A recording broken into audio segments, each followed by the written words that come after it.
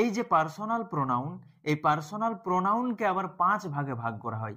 কি কি না, একটা হচ্ছে সাবজেক্টিভ প্রোনাউন, একটা হচ্ছে অবজেক্টিভ প্রোনাউন, একটা হচ্ছে ডিপেন্ডেন্ট পজেসিভ প্রোনাউন, একটা হচ্ছে ইন্ডিপেন্ডেন্ট পজেসিভ প্রোনাউন এবং আরেকটা হচ্ছে রিফ্লেক্সিভ প্রোনাউন। এগুলা কেমন না, উদাহরণ দিলেই ভালো করে বোঝা যাবে। প্রথমে হচ্ছে সাবজেক্টিভ প্রোনাউন।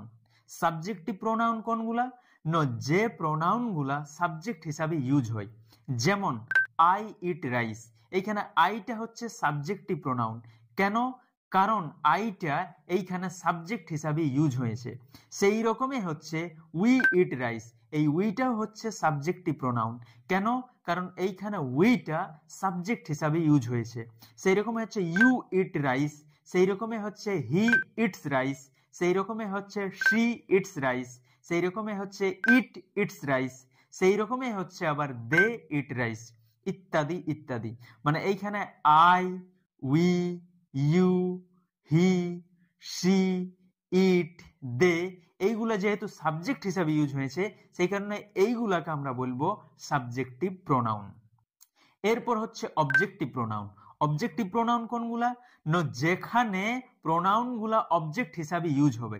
যেমন দ্য টিচার টিচেস মি, এইখানে মিটা হচ্ছে অবজেক্টিভ প্রোনাউন, কারণ এখানে মিটা অবজেক্ট হিসাবে ইউজ হয়েছে।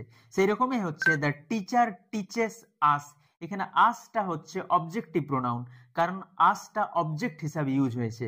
সেই রকমই যদি বলি the teacher teaches you, the teacher teaches him, the teacher teaches her, the teacher teaches it, the teacher teaches them, এখানে এই যে মি, তারপরে আস, তারপরে ইউ, তারপরে হিম, তারপরে হার, তারপরে ইট, তারপরে দেম, এইগুলা সব অবজেক্ট হিসাবে ইউজ হয়েছে। সেই কারণে এইগুলাকে আমরা বলবো অবজেক্টিভ প্রোনাউন।